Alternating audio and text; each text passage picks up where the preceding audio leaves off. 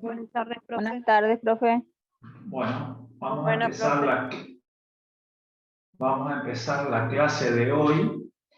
Y antes de empezar la clase les puse esta diapositiva recordando que el próximo martes tienen el recuperatorio del primer parcial. Solo van a rendir los alumnos que han desaprobado o quienes por algún motivo no pudieron rendir. También les aclaro que se dará la clase y daré el tema de vasodilatadores coronarios para todos en la primera hora, y después de esa primera hora donde están todos conectados, quedarán solamente los alumnos que tienen que rendir el recuperatorio, y entonces el recuperatorio empezará a las 15:10, a las 15:45 con el mismo sistema de la vez pasada.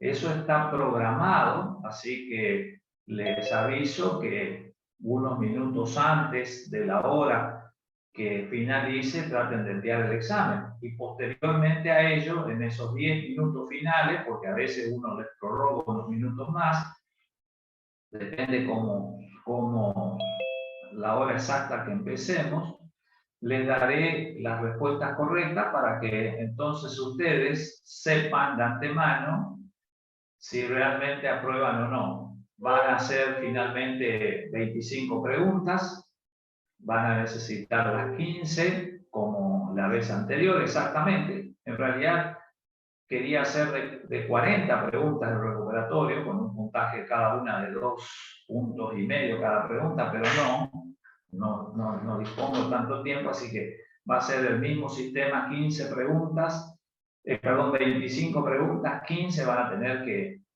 aprobar para salir bien, y como eso me lleva tiempo corregirlos, directamente ustedes van a saber porque les daré las respuestas a las preguntas correctas.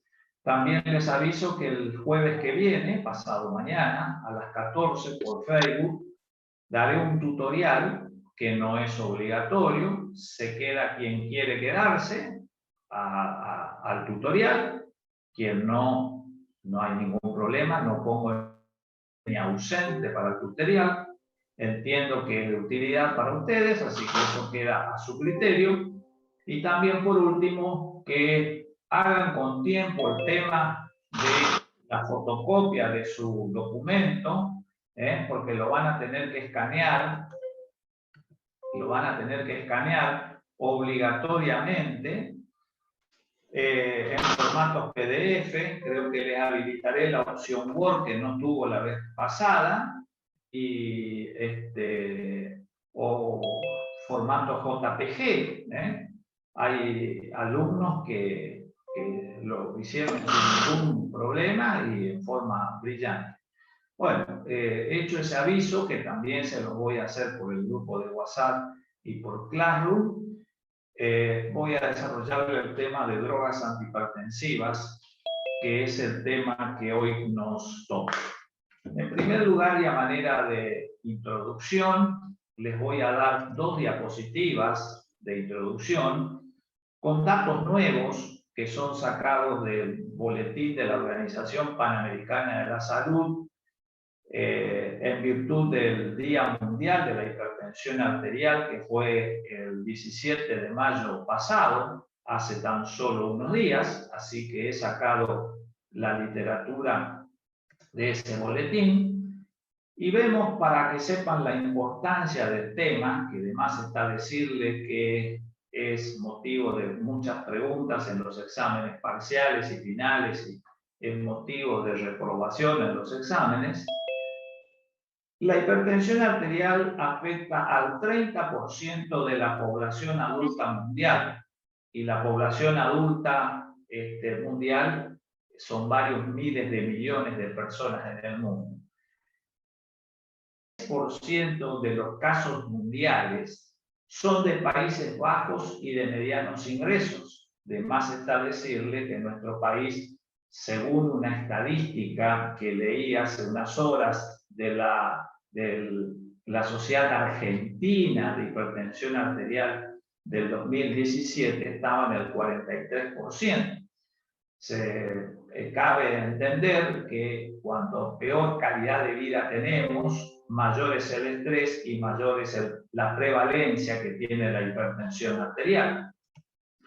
Es el principal factor de riesgo para otras, la enfermedad coronaria, la enfermedad cerebrovascular, la IRC, que es insuficiencia renal crónica, la IC, que es la insuficiencia cardíaca y para la demencia. Es decir, que la hipertensión arterial sirve el manejo de estas drogas para el tratamiento de la hipertensión, mejor dicho, no solamente porque la hipertensión es una enfermedad en sí, sino porque también es una enfermedad que tiene como factor de riesgo a otras enfermedades como son las que fueron mencionadas allí. Y también un concepto que es muy importante, que como le dije ahí abajo del boletín de la Organización Mundial, donde dice que la medición de la presión arterial es quizás el procedimiento más frecuente que hay en la medicina. Sin embargo, siguen habiendo errores en su técnica que pueden afectar la decisión en un porcentaje entre el 24 y el 45% de los casos. Y también decirle que cada año mueren de enfermedades cardiovasculares 1,6 millones de personas en nuestro continente. Estos son datos del continente americano. Cerca de 500.000, casi la mitad de ellos, ocurren en personas menores de 70 años. Y se considera a la muerte de una persona menor de 70 años como una muerte prematura y evitable, porque nuestra expectativa de vida es superior a los 70 años. Y también en nuestro continente el cálculo es que hay aproximadamente 205 millones de personas que padecen de hipertensión arterial. Creo que, dada la gran prevalencia, todos en nuestra familia seguramente tenemos un familiar que padezca hipertensión arterial o algún conocido, de ahí la importancia de este tema. Entonces, si bien esto es lo último que voy al tema general, me pareció importante mostrarle la última clasificación que hay de los valores de presión arterial. Y les marqué con colorado lo que se considera una presión arterial óptima. ¿Cuándo está bien nuestra presión arterial? Y es cuando es menor de 120 y cuando es menor de 80 milímetros de mercurio, tanto para la sistólica como para la diastólica. Y se considera normal cuando la sistólica es entre 120 y 129 y normal alta cuando es entre 130 y 139.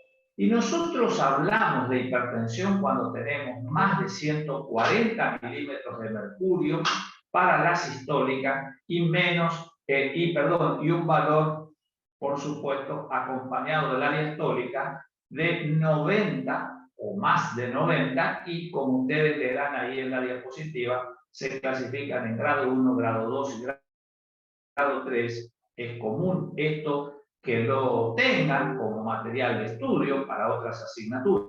Ustedes que empiezan con las prácticas hospitalarias, a veces controlan a un paciente que tiene 190, que tiene 200 milímetros de hipertenso, y abajo de todos habla de una hipertensión arterial sistólica aislada, cuando solamente la sistólica es la que esté mayor de 140 y la diastólica es menor de los requeridos, que es 90 milímetros de mercurio.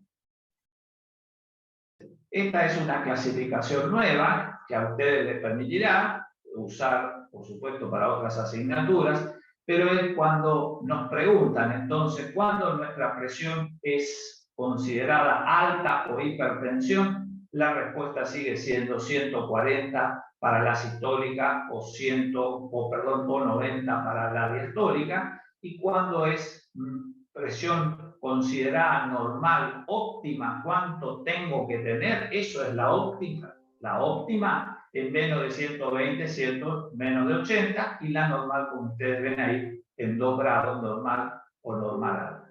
Bueno, hecho entonces demostrada la importancia que tiene la presión arterial, demostrada cómo se clasifica en cuanto a los valores de la presión arterial, vemos los grandes grupos de drogas que vamos a tocar en esta tarde. Con respecto, esto es nada más que un orden que nos hemos trazado para el desarrollo. Y último de todos, dice inhibidores directos de la renina, que simplemente les voy a citar porque fue retirada del mercado, ya no está más. Y por último, sí me interesa hablarles de los fármacos que se utilizan en la emergencia hipertensiva. Entonces, la primera pregunta que uno se hace cuando está ante un paciente con hipertensión arterial es: ¿esto es una emergencia o es una urgencia? Y la definición de emergencia hipertensiva es aquella situación en la cual existe un peligro y la vida. Debemos solucionar el problema de la hipertensión en el transcurso de un tiempo menor a 2 horas, porque o si no el paciente tiene altas probabilidades de fallecer. Una emergencia hipertensiva es la hipertensión con una vascular. Una emergencia hipertensiva es una crisis hipertensiva o hipertensión con un edema agudo de pulmón. Una emergencia hipertensión con una disección de aorta. Otro ejemplo es la hipertensión con el edema agudo de pulmón. Otro es una insuficiencia renal aguda. Es decir, las emergencias hipertensivas son aquellas situaciones en las que tenemos un tiempo de menos de 2 horas porque hay otra entidad causada en relación o no con la hipertensión que pone en peligro la vida. Y otra cosa es la urgencia hipertensiva.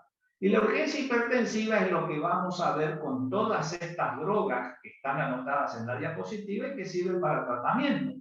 Es el caso de Juan, que viene a la guardia de un hospital a controlarse cuánto es su valor de presión arterial. Y después de la adecuada, después de haberlo dejado en reposo, uno le controla y sabe que tiene de sistólica 160 milímetros de mercurio y que tiene 95 de diastólica. Pero Juan no siente nada. Juan vino en bicicleta a controlarse la presión al centro de salud o al hospital. Entonces nosotros sabemos que Juan tiene una urgencia hipertensiva. Es decir, no hay ninguna situación de gravedad que haga que Juan, porque tiene ese valor sin síntomas, tenga peligro a su vida. Eso es una urgencia hipertensiva. En ese caso a Juan le daremos una lista larga de estudios para hacerse y le podemos poner alguna de estas drogas porque sabemos que si Juan no se controla, Juan tendrá, al tener la hipertensión alta, será un factor de riesgo para un evento coronario, un evento cerebrovascular, etcétera, como los que le mostré en diapositivas anteriores. Entonces, las drogas que vamos a ver hasta que lleguemos a lo que vamos a ver como emergencia hipertensiva, todas son drogas que se van a utilizar en las urgencias y caso de Juan. El primero de los grupos muy conocidos es el grupo de las drogas diuréticas. Entonces, debemos hacer una aclaración en primer lugar. Como ustedes ven en esa diapositiva, tenemos una imagen de lo que es la unidad anatómica y funcional del riñón, que es el nefrón. Y para entender la clase de drogas de diuréticos antihipertensivos, recordamos así anatómicamente a grandes rasgos que tenemos un glomérulo, tenemos un túbulo contorneado proximal, tenemos un túbulo contorneado distal y entre esos dos túbulos tenemos el asa de Henle que tiene siempre una porción descendente y ascendente. Fíjense que hay una división entre lo que sería la corteza y la médula, una parte gruesa y una parte fina, que después vamos a ver, y finalmente el túbulo contorneado distal termina con el túbulo colector. En cada uno de estos grandes segmentos que forman parte del nefrón o de la nefrona, como ustedes quieran llamarles, vamos a tener drogas diuréticas que van a actuar. Cuando uno le pregunta cómo se clasifican las drogas diuréticas, y se clasifican en 5 grandes grupos que vamos a ir viendo. Allí vemos el grupo de las drogas inhibidoras de la anhidrasa carbónica que actúan sobre el túbulo contorneado proximal.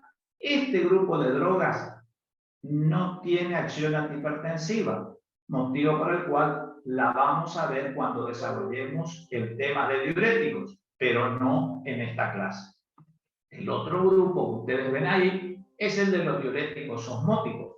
En los diuréticos osmóticos también les debo decir que no son drogas antihipertensivas, motivo por el cual no las vamos a desarrollar en esta clase. Y sí, vamos a hablar de los diuréticos, está en inglés loop diuretic, que significa diuréticos de asa, que van a actuar, ya vamos viendo, a nivel de la rama ascendente del asa de Henle.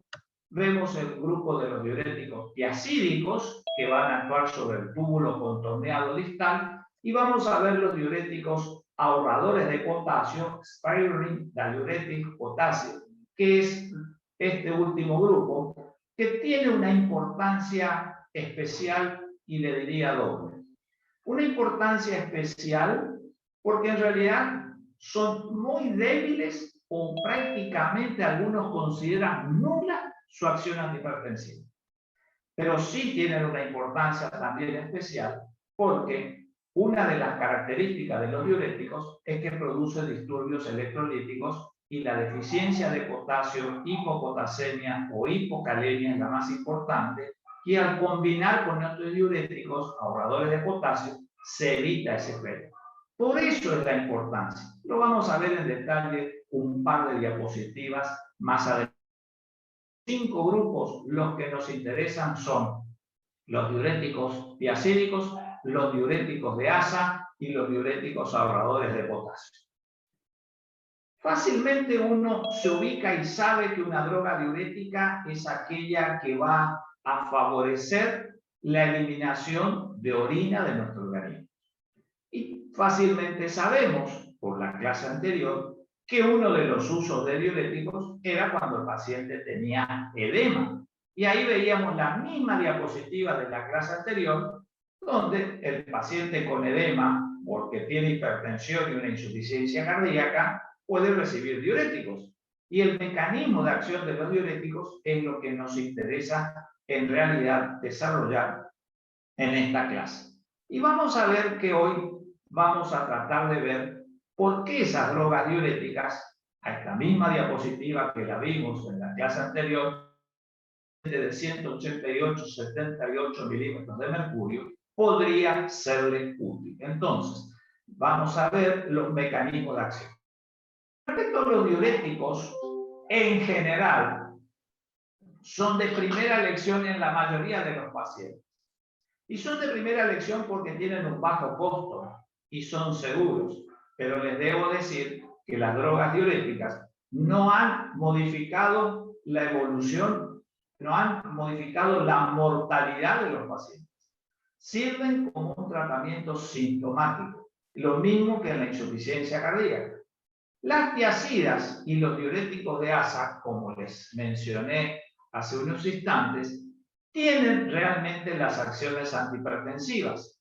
En tercer lugar, que lo que produce las tiazidas y los diuréticos de asa son un disturbio electrolítico que es la hipocalemia. Significa que al eliminar mucho potasio con la orina, el nivel en la sangre de potasio desciende. Entonces, la hipocalemia es una alteración muy importante. Y como ustedes se imaginan, el potasio, al igual que el sodio, es un ion que tiene mucha importancia en la despolarización de las células. Imagínense que una hipocalemia a nivel del nódulo sinusal, auricular, es un elemento, es una sustancia que tiene mucha importancia, puesto que puede ser la causa de una arritmia o de un paro. Entonces, para tratar esa hipocalemia, nosotros usamos los diuréticos ahorradores de potasio que, como les dije, no tienen prácticamente acción antihipertensiva. Es decir, de los 3 grupos de diuréticos, los diuréticos tiazídicos y los diuréticos de asa, con acción antihipertensiva, y los diuréticos ahorradores de potasio van a ser usados solamente al fin de evitar esa reacción adversa más común de los 2 primeros, que es la hipocalemia. Nuevamente el glomérulo con sus partes, que ya no me voy a detener, y sí vamos a entrar en detalle sobre estos tres grupos que son los diuréticos tiacídicos, los diuréticos ahorradores de potasio y los diuréticos de asa. Dentro de los diuréticos tiacídicos, la flecha roja muestra el lugar de acción, es decir, actúan sobre el túbulo contorneado distal. Son representados por la hidroclorotiazida y la clortalidona como los fármacos prototipos del grupo. Mientras que el grupo de los diuréticos ahorradores de potasio, la droga prototipo del grupo es la furosemida y actúa inhibiendo la reabsorción de sodio a nivel del asa de Henle. Y los diuréticos ahorradores de potasio, como la espironolactona, más adelante vamos a ver el triampidene, el amiloril y la eplerenona, pero acá a los fines prácticos nos interesa la espironolactona, actúan a nivel del túbulo fundamentalmente, y estos son los que ahorran potasio. Entonces, antes de avanzar, un poquito qué pasa con el sodio y qué pasa con el agua. Nosotros cuando comemos cualquier alimento o cuando agregamos sal, se absorbe, va por la sangre, llega al glomérulo renal, se filtra en el glomérulo, pasa al sistema tubular y una vez que está en el sistema tubular, parte de la sal se reabsorbe. Quiere decir que del líquido tubular, donde está la orina, pasa nuevamente a la sangre a través de los capilares que van al lado del nefrón. Las drogas diuréticas lo que van a hacer es inhibir esa reabsorción de sodio.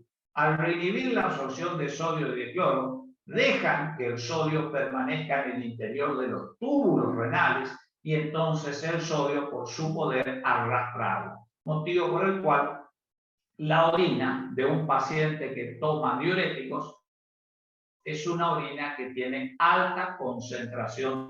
Por eso es que una de las primeras cosas cuando uno está ante un paciente que tiene un problema renal y no orina o bien orina poco, esto es oliguria, antes de hacerle un diurético siempre debe preguntarle al médico si va a hacer un análisis de orina, porque una de las formas de saber o de clasificar a las insuficiencias renales es mediante el sodio en la orina. Si el sodio es normal, si el sodio está más alto o no. Ahora, una vez que uno hace una ampolla de un diurético o dio un comprimido de un diurético, ya no se puede hacer el análisis porque la orina va a tener alta concentración de sodio, porque uno dio el diurético precisamente y ya altera esa funcionalidad.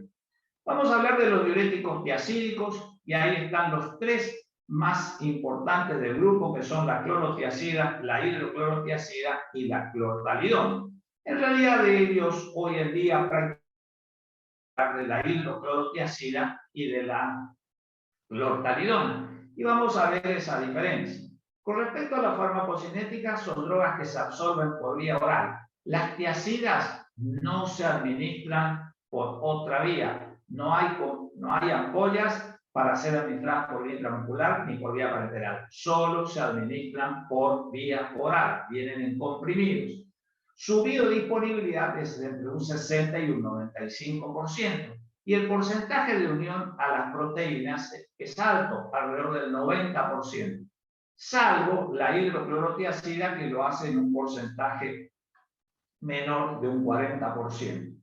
Cuando uno da un diurético, el inicio de la acción diurética es entre 1 y 2 horas.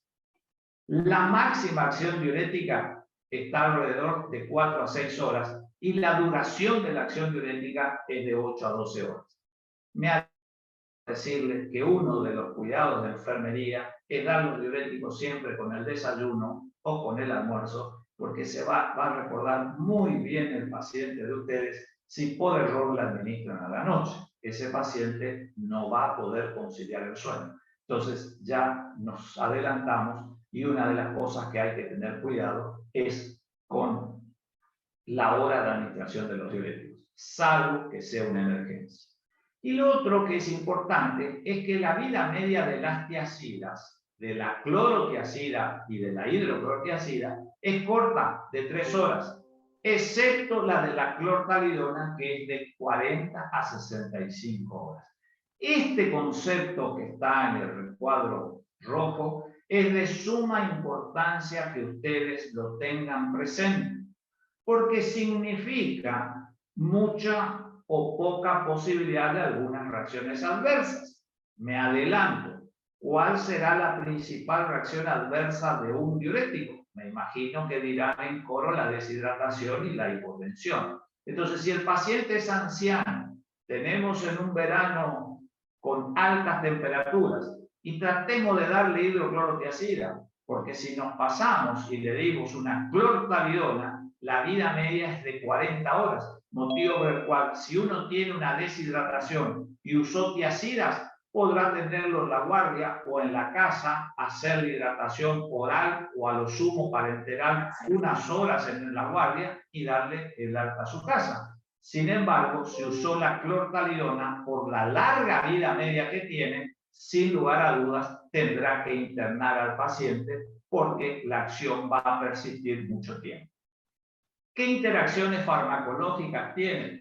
Bueno, una muy importante es la de favorecer las arritmias cardíacas cuando se administra con dioxina. Esto lo habíamos explicado en la clase pasada. ¿Por qué? Por la hipopotasemia y la hipomagnesemia que produce. Recuerden que cuando se produce el inicio del potencial de acción, entra el sodio desde el medio extracelular al medio intracelular para invertir la carga eléctrica que está dentro de la célula. Y la contrapartida es que el potasio alto del medio intracelular va hacia el medio extracelular. Recuerden que la hipopotasemia es un elemento muy importante a ser corregido. Y otra cosa que es común ver es que los AINES, muchas veces, que parecen drogas inocuas y que ya vimos que son drogas muy efectivas, pero que inocuas no son, disminuyen el efecto diurético y el efecto hipotensor de las tiazidas. Y esto se ve comúnmente en la práctica clínica. Es común encontrarse con pacientes que tienen la forma controlada, que están normotensos con la medicación y que por tomar muchas veces antiinflamatorios, al inhibir la producción de prostaglandinas que juegan un papel importante en la homeostasis de la vasodilatación de los capilares glomerulares, pierden la acción que tienen ante antihipertensivo. Entonces, las reacciones adversas, la más importante, que es motivo de preguntas y de todo tipo, es la hipocalemia. Como dijimos, la deshidratación es la otra, y cuando hay deshidratación hay hipotensión arterial, hay alcalosis metabólica. Dije que eliminaba mucho sodio, entonces produce una hiponatremia, disminuye la concentración de magnesio. Es decir, los diuréticos, como ustedes ven en la diapositiva, producen muchas reacciones metabólicas. Y eso es importante en los pacientes con gota, porque o que tienen muchas veces artrosis y dolores, porque a veces esa elevación de los niveles altos de ácido úrico producen obviamente una crisis de gota. Pueden producir elevación del colesterol y hidrotriglicéridos.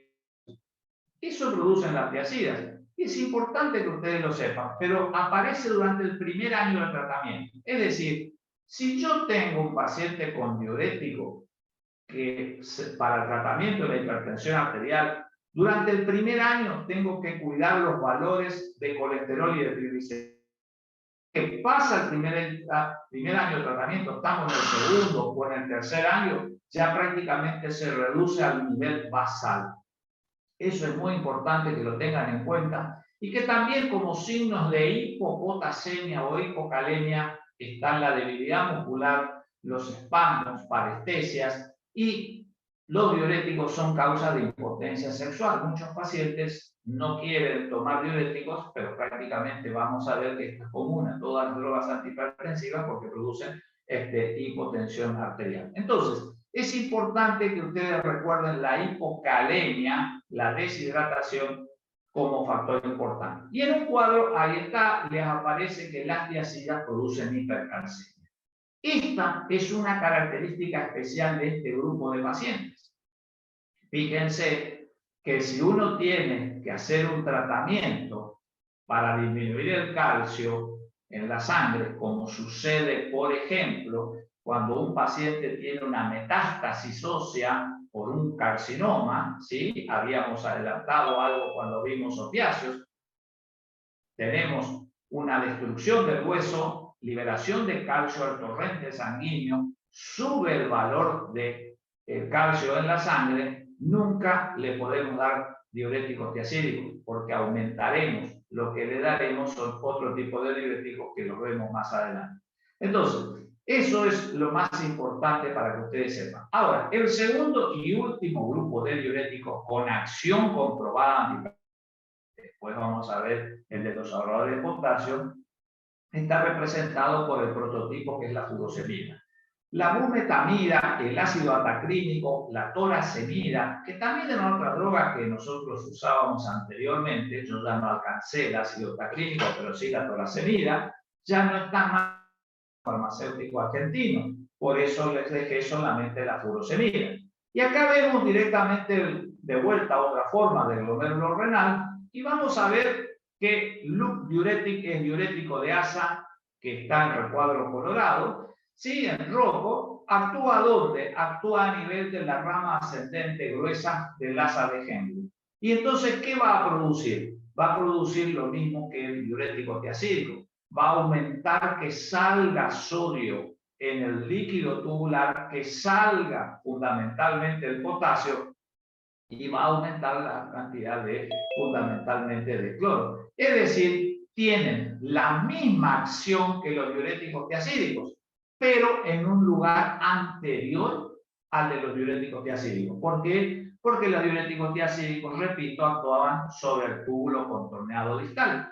Entonces ustedes se preguntarán, ¿pero por qué el diurético tiacídico es un diurético débil? ¿Y por qué la furosemida y los diuréticos de asa son diuréticos más potentes? A estos diuréticos también se los llama diuréticos de asa o diuréticos de techo alto. Todo hace relación al lugar donde actúan. ¿Y saben cuál es la respuesta? La respuesta es que cuando el sodio filtra y viene por el sistema tubular, el mayor porcentaje se absorbe en esta zona y solamente un 20% del sodio que fue filtrado en el interior del sistema tubular llega al túbulo contorneado distal. Todo ese porcentaje que resta al 20%, es decir, el 80% del sodio, se absorbe antes de llegar al túbulo contorneado distal. Por eso es que estas drogas tienen un efecto diurético más potente, porque es la zona del nefrón donde se reabsorbe el sodio y el agua. Esa es la diferencia que hay entre el diurético de asa o diuréticos potentes o diuréticos de máxima eficacia con los diuréticos tiacídicos o de baja eficacia o diuréticos que actúan en el túbulo contorneado distal. Entonces es el lugar donde se reabsorbe más sodio. Pero a diferencia de la acción diurética, también la furosemida tiene una acción venodilatadora o vasodilatador venoso. Y eso se ve fundamentalmente cuando el paciente tiene un edema agudo de pulmón. Dije que el edema agudo de pulmón es una emergencia médica. Y como ustedes ven en esa animación, sube tanto el nivel de presión dentro de las venas que el líquido, ¿sí?, que se forma en el intercambio capilar entre el alvéolo y los capilares venosos, trasuda y se ubica en el interior del alvéolo. Ahí ustedes ven que conseguí esa animación donde se ve líquido dentro del alvéolo. Y en el alvéolo tiene que haber aire con oxígeno porque se realiza el intercambio gaseoso entre el oxígeno que entra del alvéolo al capilar pulmonar y el dióxido de carbono que va a salir del capilar a el alvéolo pulmonar. Imagínense que si hay agua, ¿sí?, se intercambia eso, por eso ocurre hipooxigenación, hipoxemia porque baja la concentración de oxígeno, se produce hipercamia porque aumenta la concentración de dióxido de carbono en la sangre Y eso es lo que produce la acción vasodilatadora o venodilatadora, motivo por el cual se usa la furosemida en este tipo de emergencias médicas porque tiene una acción vasodilatadora venosa.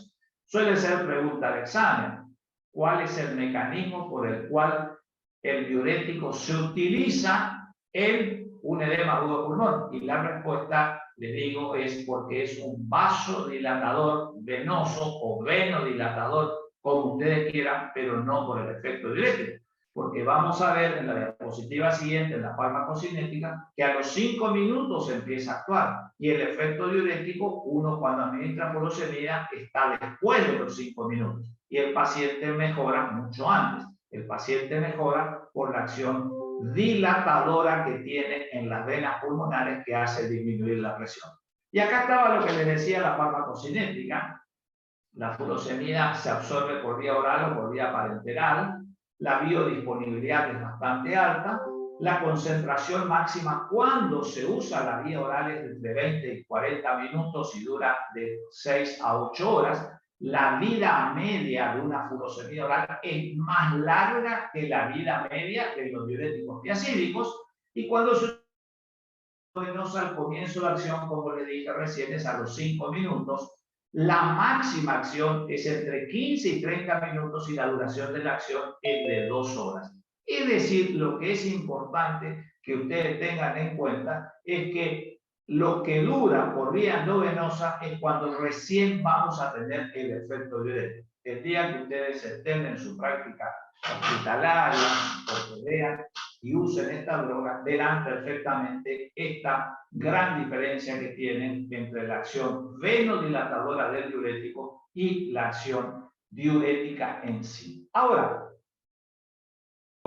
en sí actúan como tales durante un periodo de 15 días. Después de los 15 días, la hipocalemia ya no es tan frecuente y se observa una acción vasodilatadora de los diuréticos. Es decir, tanto las tiazidas como estas, como la furosemida, tienen acción, pero las tiazidas son más vasodilatadoras arteriolares, y la diferencia está en que la furosemida es más bien venosa. Pero todas tienen una acción vasodilatadora y el mecanismo antihipertensivo en sí obedece a esta acción de vasodilatación que tienen sobre los vasos arteriales. Siguiendo con la farmacocinética, son drogas que se unen en una alta proporción a las proteínas, 98%, y sufren una glucuronoconjugación a nivel del hígado y son secretados por el túbulo proximal por un mecanismo de secreción activa. No es que es filtrada la furosemida. Esto les voy a explicar. La furosemida, cuando uno la administra, viene y no pasa por el glomérulo.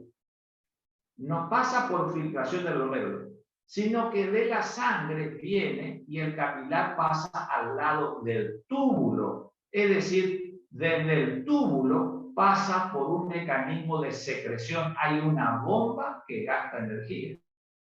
Secreción tubular. ¿Está? ¿En qué parte? Es en el túbulo proximal. Hay un gasto de energía. Y la vida media de la furosemida es entre 30 y 120 minutos. Como dijimos, tiene una vida media un poco corta.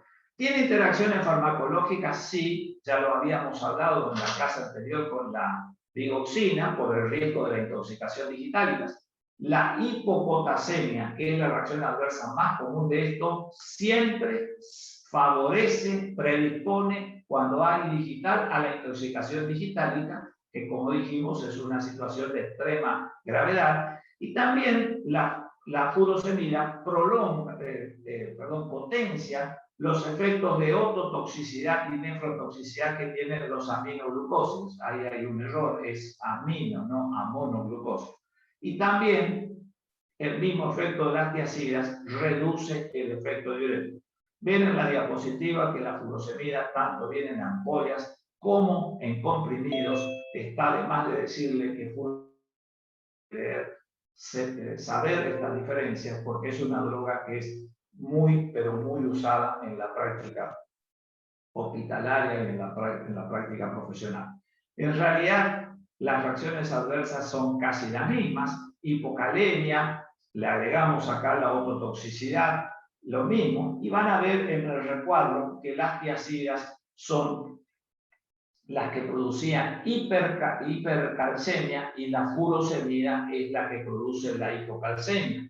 Motivo por el cual en el caso que les había planteado de la persona con metástasis ósea, destrucción del hueso, elevación del calcio en la sangre, para tratar esa hipercalcemia hay que usar furosemida. Y esto es una diferencia fundamental porque si ustedes le daban tiazidas, el calcio en la sangre iba a subir, a elevarse y ustedes tienen que bajar. Y si uno pregunta si tiene importancia la hipercalcemia o no, síntomas de la hipercalcemia es la alteración del sensorio. El paciente con hipercalcemia, como puede ser un paciente que tiene mieloma múltiple, que es un tumor maligno de las células de la sangre, las metástasis, son coma, tienen alteración del sensorio coma, tienen hiperexcitabilidad, tienen irritabilidad a nivel de los músculos. Es decir, es importante que sepan la diferencia. Entonces, la furosemida produce hipocalcemia, las tiazidas producen hipercalcemia como reacción adversa. Y vamos a ver cuáles son los cuidados de enfermería. De más está decirle que si son drogas que se utilizan para el tratamiento de la hipertensión, debemos controlar la presión arterial y también debemos controlar la diuresis. También debemos dar los comprimidos, como ya adelantamos, con el almuerzo. Sí, es fundamental darlo con el almuerzo o con el desayuno, pero no se totalmente masticarlos. Cuando se usa por la vía endovenosa, hay que diluirlos fundamentalmente y pasar lentamente. La furosemida no se pasa en bolo. La ampolla viene de 2 mililitros, se diluye y se pasa lentamente. Se debe aconsejar siempre que el paciente coma una dieta rica en potasio, tomates, bananas, etcétera, y siempre aconsejar el análisis de sangre. ¿Por qué? Porque produce todas esas reacciones adversas metabólicas como eran la hipocalemia, la hiperuricemia, hipocalcemia o hipercalcemia, dependiendo de qué diurético, hipomagnesemia, hiponatremia. Entonces, cuando el paciente está con diuréticos, aconséjenle que hay que hacerse análisis de sangre. Ahora vemos el último grupo de los diuréticos, donde están ahí la espirolactona, la eplerenona, la triampirina y la amiloride, que dijimos que eran diuréticos que no tienen una acción directamente antihipertensiva, son nulos o es muy débil, pero que la hipocalemia. Miren, mis profesores cuando estudiaba medicina, hace ya muchos años atrás, siempre contaban el caso cuando nos enseñaban el manejo de diuréticos, que antes ocurrían lamentablemente muchos fallecimientos por la hipocalemia. Era común las campañas de prevención de salud sobre la hipertensión arterial, siempre en los estadios de los pacientes hipertensos, a veces cuando empezaban el tratamiento de un paciente hipertenso después de una complicación. Y una de las complicaciones que nosotros veíamos mucho hace varios años atrás era el edema agudo pulmón. Éramos expertos en edema agudo pulmón, lamentablemente. Y uno siempre lo sacaba con furosemida. Y a veces, cuando no había residencias, no había tantas campañas, uno ponía la furosemida y se lo administraba al paciente por vía endovenosa cada 6 horas, cada 8 horas, y el paciente respondía favorablemente. El edema desaparecía y después cuando tenía que ser dado de alta al paciente 3 o 4 días, misteriosamente el paciente fallecía. No había tantos controles de potasio, era difícil de dosar el potasio, le estoy hablando de 1970, 1980, bueno, entonces ocurrían lamentablemente muchas muertes. Se daba empíricamente porque se sabía que producían los suplementos de potasio. Para eso se usaban los diuréticos ahorradores de potasio. Acá ven en el dibujo dos grupos que son la aldosterona, que está acá, donde prácticamente la spironolactona es la droga que es un antagonista de la aldosterona. Entonces, la acción de la aldosterona va a estar relacionada ante la presencia y el nivel que tiene la aldosterona. Es decir, la spironolactona, al antagonizar la acción de la aldosterona, necesita que esté presente la aldosterona. Depende del nivel, va a ser el éxito del tratamiento. Las otras, como la amiloride y el triamtireno, actúan sobre la otra parte, los canales del sodio, impiden la entrada de los canales del sodio, entonces de esa manera bloquean la salida de potasio. Por eso es que no va a haber mucho potasio fundamentalmente en la orina. Por eso es que la spironolactona y la esplenorrenona son antagonistas competitivos y reversibles del receptor de la aldosterona. Inhiben también la síntesis de la testosterona y de las hormonas, la conversión de testosterona en estradiol. Aumenta el sodio, aumenta el bicarbonato en la orina, y lo que hace es disminuir la salida de potasio y la salida de hidrógeno.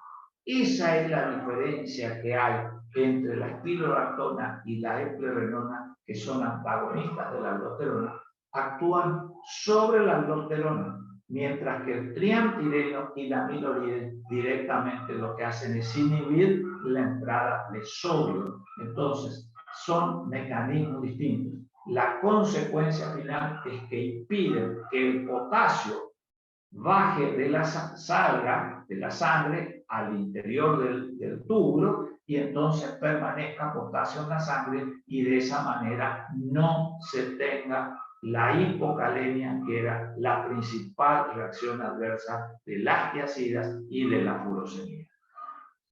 Amiloride y triamtireno bloquean los canales de sodio. Ahí está lo que les había anticipado. Veamos la spironolactona. Y me detengo un poquito en la spironolactona. ¿Saben por qué? Porque yo les dije a ustedes que los diuréticos no cambiaron la mortalidad de la hipertensión arterial. No cambiaron. Sirven para el tratamiento sintomático, ayudan, a diferencia de otras drogas, como vemos más adelante, que sí que han disminuido. Ahora, la importancia que tiene la spironolactona es que está comprobado que reduce la mortalidad de la insuficiencia cardíaca. Lo que les dije en la clase pasada. La spironolactona siempre se da en una insuficiencia cardíaca avanzada porque está comprobado que su administración reduce la mortalidad de la insuficiencia cardíaca. Entonces, se administran por vía oral, la biodisponibilidad es alta, al igual que la unión a las proteínas, que está en un 90%, y tienen un metabolismo hepático en una sustancia que se llama canrenona. La canrenona es el metabolito activo de la aldosterona. La importancia que tienen es que la spironolactona como tal tiene una vida media de 3 horas, pero la canrenona tiene una vida media de 18 horas. Como la canrenona es un metabolito activo de la spironolactona, permite que la spironolactona se dé una sola vez por día. Entonces siempre van a dar spironolactona porque tienen una sola vez por día. La esplerenona es una droga más nueva, donde también se administra por vía oral, tiene una máxima absorción a la hora y media de administrada, no tiene interacción con los alimentos, el porcentaje por el que se unen a las proteínas es un porcentaje menor, está alrededor del 50%, se metaboliza a nivel del citocromo 3A4 y tiene una eliminación renal y una vida media de aproximadamente de 4 a 6 horas. Le puse porque hay muchos cardiólogos en nuestro medio que ya están usando bastante la esplerenona, cuando en realidad la droga que más usábamos era la spironolactona. Y ahora hablo del triamtireno y algo de amiloride, que sirven para ser administradas por vía oral. La biodisponibilidad es de un 50%. El máximo efecto diurético es entre las 2 y las 4 horas, pero a 6 horas con el amiloride. El triamtireno se une a las proteínas en un 60%, tiene un metabolismo que es hepático y renal, y le puse ahí que solo excretan el 5% del sodio que llega al túbulo contorneado distal. Por eso son diuréticos, perdón, túbulo contorneado, túbulo tubular, tubular, no es contorneado distal, sistema colector, ya es la última parte del túbulo colector. Es el 5%, el 20% era túbulo contorneado distal. La vida media del triantireno es de 30 minutos a 9 horas y de la amiloide de 6 a 9 horas. Repito, el triantireno solo se dan en asociaciones con tiazidas. Prácticamente no existe presentación comercial alguna donde realmente se dé como monodroga a este tipo. ¿Qué reacciones adversas? Dado que yo les conté a ustedes en cuanto a la farmacodinamia que inhibía el metabolismo de la testosterona y lo convertía en estradiol, en los casos de administración con lactona, sí hay que tener algunos cuidados. El común al grupo es la hiperpotasemia. En realidad pensé que iba a salir en rojo, no sé qué pasó, si me olvidé ponerle, porque es la diferencia. A los otros le ponía hipocalemia, hipopotasemia, y este tendría que haber salido en rojo, pero se ve que me olvidé, no sé qué pasó. Hiperpotasemia, que es la diferencia que tiene, y la espironolactona, como interfiere en el metabolismo de la testosterona, produce ginecomastia, produce impotencia sexual, en las mujeres, produce alteraciones menstruales, además de síntomas digestivos. Eso es una diferencia importante que ocurre hoy, dada la gran cantidad de antihipertensivos, dado que se utiliza la espironolactona solamente en los casos avanzados, ya no se ve tanto como veíamos nosotros en nuestra práctica profesional cuando no había muchas de las drogas que hoy hacen. Entonces nosotros veíamos mucho esto y era común ver, y muy frecuente, porque es una reacción adversa muy común. Las tiazidas solo se comercializan o como monodroga, como les presenté algunas cajas de hidroclorotiazida, o asociadas a otros diuréticos como son los diuréticos ahorradores de potasio, o a otra familia de los antihipertensivos, bueno, las IECA, enalapril, antagonistas de los ARA, como son los receptores de angiotensina, como los sartán, o de los canales de calcio, como es la nifedipina, la amlodipina, están asociados siempre a las drogas diuréticas. Entonces, lo otro que es importante es que la espironolactona, como ya les dije, ha demostrado reducir la mortalidad en la insuficiencia cardíaca avanzada, y el amiloide y el preampirenos se usan en combinación con las tiazidas o con la furosemida para evitar la hipocalemia. Esto, recuérdenlo porque es pregunta fundamental. ¿Qué cuidados de enfermería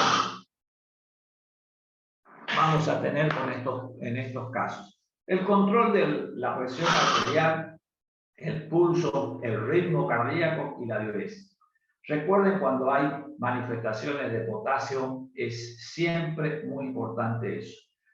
Estos producen hiperpotasemia. ¿Cuáles son los síntomas? Dolor abdominal, náuseas, vómitos, arritmias, que es lo que constituye la gravedad, debilidad muscular, hiperreflexia y disnea. Y la hiperpotasemia siempre es más frecuente en el anciano, en el diabético y en la insuficiencia renal. ¿Por qué? Porque así como les conté que pasa con el sodio, les digo, ¿saben qué? Uno ingiere potasio con las comidas. Es común decirle coma potasio al paciente, coma banana, porque la banana tiene mucho potasio, coma tomate, porque tiene mucho potasio. Pero ¿por dónde se elimina el potasio? Solamente se elimina por la orina, no se elimina por otro lado. Entonces es importante que ustedes sepan que hay que controlar la diuresis, porque la única vía por la que se elimina el potasio es fundamentalmente por la orina. Bien, ahora les voy a hablar de los bloqueadores adrenérgicos. Les voy a mostrar las mismas diapositivas que les di en la clase que desarrollé del tema del sistema simpático-mimético y simpático-líticos. Estas son drogas simpático-líticas y tenemos que hablar de los alfa-bloqueantes y los beta-bloqueantes. Entonces le voy a mostrar algunas de las cosas y también le voy a poner algo nuevo que no dimos en eso. ¿Por qué? Porque hay algunos que tienen que recuperar el primer parcial y entonces dije, bueno, es una forma también de ayudarles y darles algunos datos de estas drogas. Y ahí ven la doxazosina, la terazosina y la tamsulosina. Ya no está la primera droga del grupo, que era el prazosina. El prazosina era la droga prototipo del grupo, pero ya no está comercializada en Argentina. Ya hay otras drogas como son la doxazosina, y como vemos, los bloqueantes alfa no son drogas de primera elección en el tratamiento de la hipertensión arterial. Son drogas secundarias que se utilizan en los casos refractarios, resistentes al tratamiento. Yo, en mi época, como ya tengo un montón de años, usábamos mucho el prazosina y usábamos mucho estas drogas. Hoy estas drogas tienen prácticamente otro uso. Acá ustedes ven que los antagonistas adrenérgicos actúan bloqueando los receptores alfa. Y ustedes ven dos dibujos, que son una vejiga con una próstata abajo, ¿sí? Y la uretra, y por el otro lado un vaso sanguíneo. ¿Qué es lo que produce? Sabemos que los receptores alfa en los vasos sanguíneos producen vasoconstricción, motivo por el cual el bloqueo por cualquiera de estas drogas va a producir vasodilatación y entonces disminuye la resistencia periférica y disminuye la presión arterial. Y también sabemos que los receptores alfa están ¿dónde? En el cuello vesical, en el trígono, que es el músculo que está abajo, y en el esfínter vesical. Entonces, ¿qué va a producir? Una relajación del músculo liso. Por eso es que ustedes ven que estas drogas, como dice abajo, favorecen la micción y se utilizan en la hipertrofia prostática benigna. Motivo por el cual, sin más vueltas, les digo que los alfa bloqueantes no se usan tanto como antihipertensivos. Se usan más bien en la hipertrofia prostática benigna, pero la hipertrofia prostática benigna, que era lo que antiguamente conocíamos con el nombre de adenoma de próstata, se usan todas estas drogas, motivo por el cual el adenoma de próstata es común en el paciente mayor, en el paciente añoso, que también es frecuente y muy prevalente la presión arterial. Entonces, a lo mejor van y ven que un paciente es tratado con otras drogas, ¿sí? Y fundamentalmente, cuando se le agregan los alfa bloqueantes, la presión arterial disminuye, motivo por el cual siempre deben ajustar las dosis del paciente. Pero les dije que los bloqueantes alfa son antihipertensivos porque son vasodilatadores y descienden más la presión arterial diastólica. Eran drogas muy útiles cuando no habían otras para esos pacientes que dicen, yo tengo la mínima alta, no la máxima, la mínima alta. Era indicación de poner estas drogas. Hoy en día, vamos a ver más adelante, ya hay otras. Se absorben por vía oral, tienen una alta unión a las proteínas plasmáticas, el metabolismo se inhibe y la excreción es renal.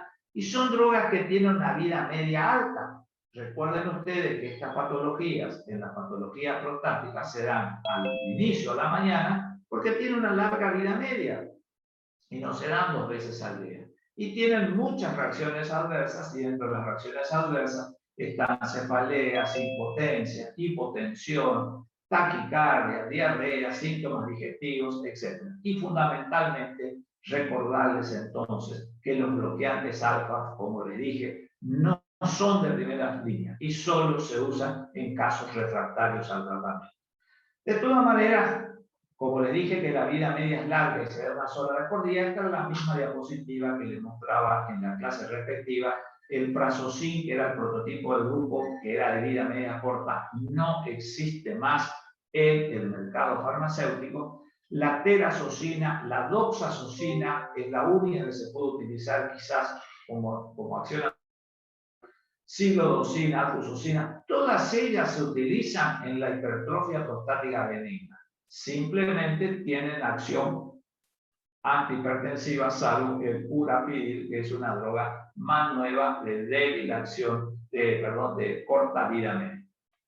Recuerden, una cosa importante que yo simplemente quiero que recuerden de esta droga, que quizás dentro de unos años ya no sean tan usadas. Yo en 35 años de ejercicio médico he visto tantas drogas que eran buenas que nosotros usábamos que hoy ya no hay más, y ahora se lo voy a ir dando a algunos ejemplos. Pero esto sí yo quiero que sepan, porque esto es propio, la hipertrofia prostática, cuando más subimos en edad, más prevalente se vuelve. Los alfa bloqueantes tienen que ser suspendidos 1 o 2 semanas antes de la cirugía de cataratas.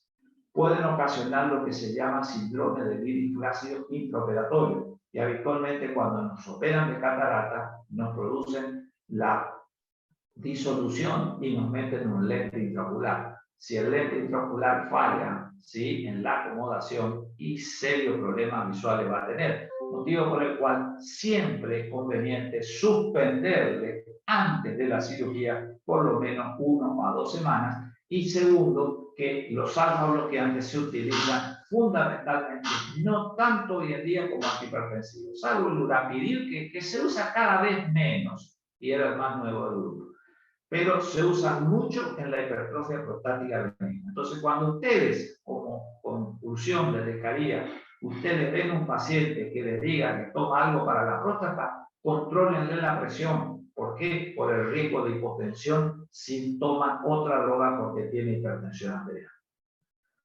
Acá pasamos al grupo de los beta bloqueantes, y también, si bien hay algunas diapositivas que son las mismas, también les puse algo nuevo para que ustedes se den una idea. Y el orden que está acá no es un orden arbitrario. Yo le puse atenolol porque es el prototipo del beta 1, que más adelante lo vemos si ustedes ya lo saben.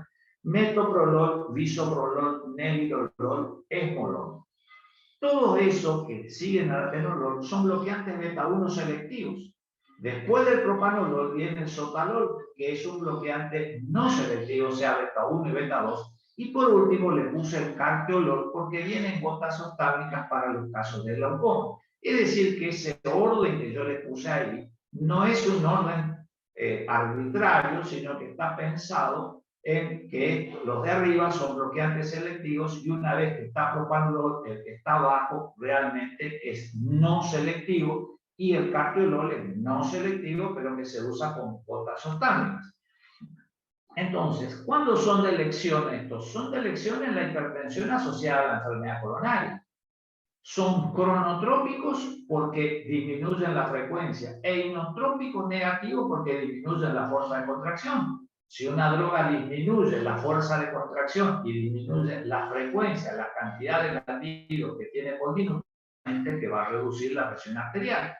Inhiben la secreción de renina, que la renina tiene mucha importancia y lo vemos más adelante porque termina con la producción de aldosterona y termina previo a la aldosterona en la angiotensina 2. Disminuyen la actividad simpática. Nosotros sabemos que la actividad simpática libera adrenalina, y la adrenalina estimulaba las 4 propiedades cardíacas. Pero tienen muchos efectos metabólicos, que son la resistencia a la insulina, que la aumentan, como también los triglicéridos, y disminuyen el colesterol más benigno, que es el colesterol HDL. Ahora, lo que sí tienen que saber es que estas drogas que yo les había hablado en la clase anterior, yo ahora les pongo cosas nuevas. ¿Por qué? Porque una cosa era dar una clase de beta bloqueantes, otra cosa hablar de beta bloqueantes como parte del tratamiento de la hipertensión arterial. Y ahí tenemos que hablar de cosas nuevas. El atenolol y el propanolol fueron reemplazados por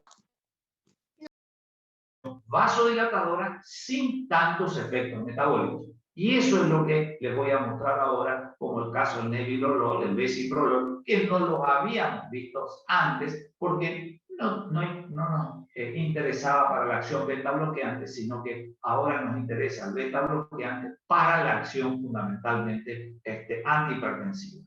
Entonces, los beta bloqueantes también se usan solos o asociados a diuréticos, a IECA o a inhibidores de la ARA2. Es decir, el mercado farmacéutico argentino tiene una gran cantidad de asociaciones a dosis fija, así que es muy importante tenerlo en cuenta. Esto lo habíamos visto, vamos rápido: el atenolol beta 1, el propanolol beta 1 y beta 2, pero acá me detengo porque nuevamente les digo lo mismo. La selectividad de los receptores no es absoluta. Repito, la selectividad de los receptores no es absoluta. Y esto tiene que quedar en claro. Es preferencial. Por eso decimos que el propanolol es el prototipo de los beta bloqueantes con igual afinidad para el beta 1 y para el beta 2, y el atenolol será el que tiene más afinidad por los beta 1 que por los beta 2. ¿Está? Pero es importante que queden con este concepto que ya se lo había adelantado anteriormente en la primera clase, en la segunda clase donde vimos que fue la clase pasada, y en esta, que la selectividad fundamentalmente no es absoluta. ¿Cuáles son las acciones farmacológicas? Esto ya lo habíamos visto.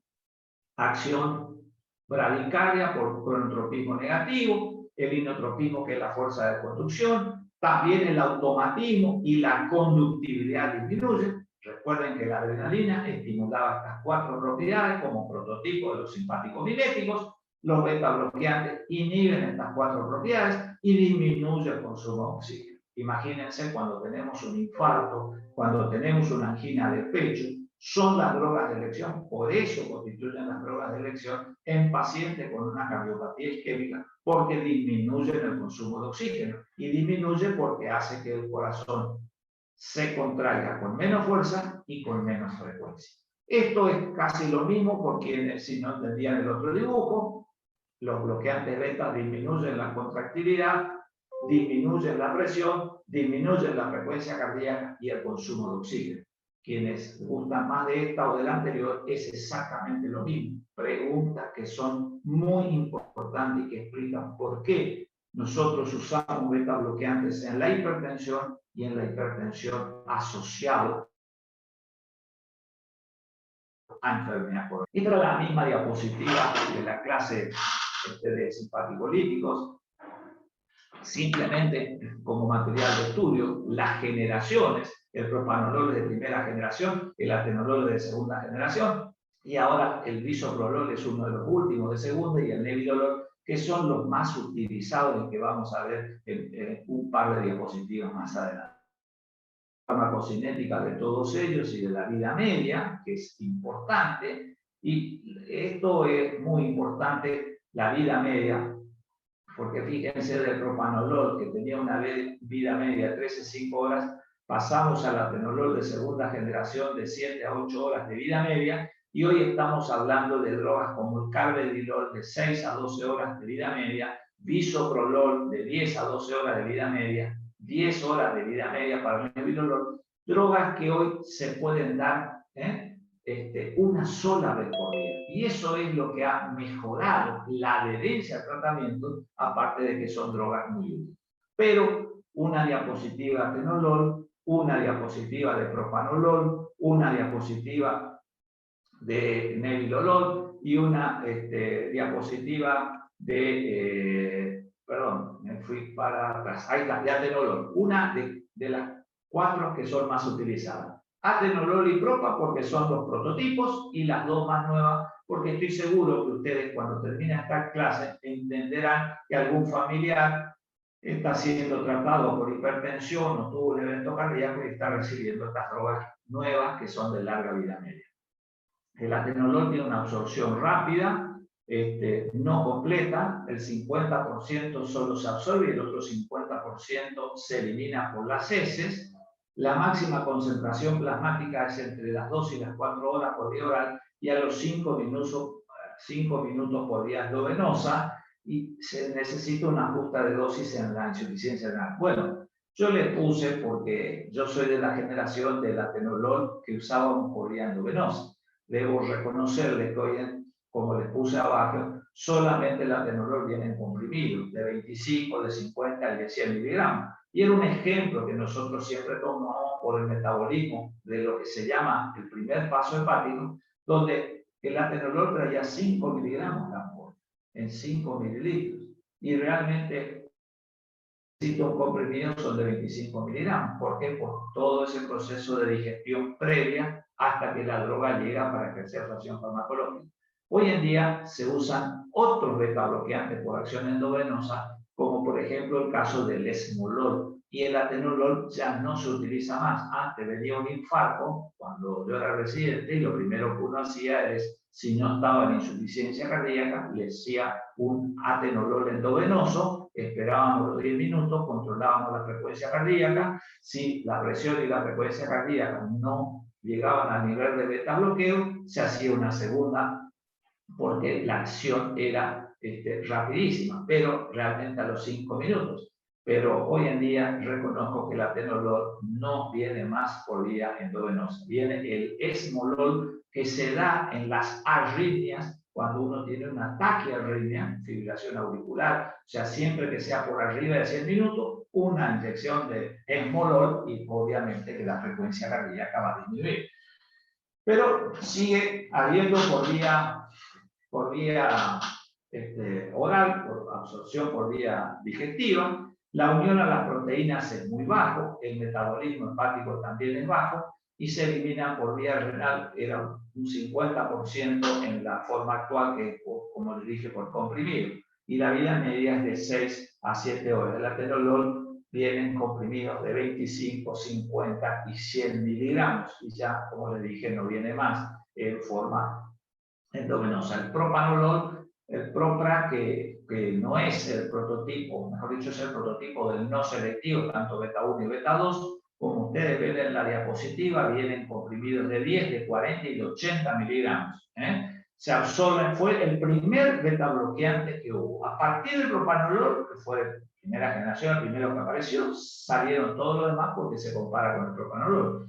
Se absorbe generalmente bien por la vía oral, importante metabolización del primer paso, solo el 25% de lo que se absorbe es lo que pasa a la circulación.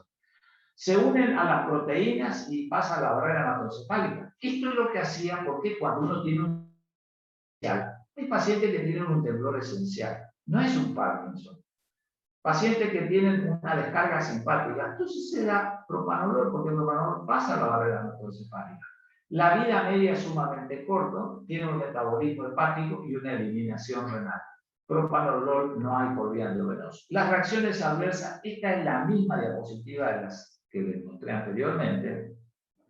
Yo simplemente quiero que se recuerden las cardiovasculares y que agravan las enfermedades vasculares. Eso es importante.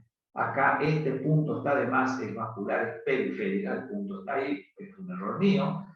¿Por qué? Porque siempre que vos tenés una arteriopatía periférica, supongamos que el paciente es hipertenso, tiene colesterol alto, como muchos de nuestros pacientes, y tiene tapada la arteria tibial, la arteria peroneal, tiene lo que se llama una arteriopatía periférica.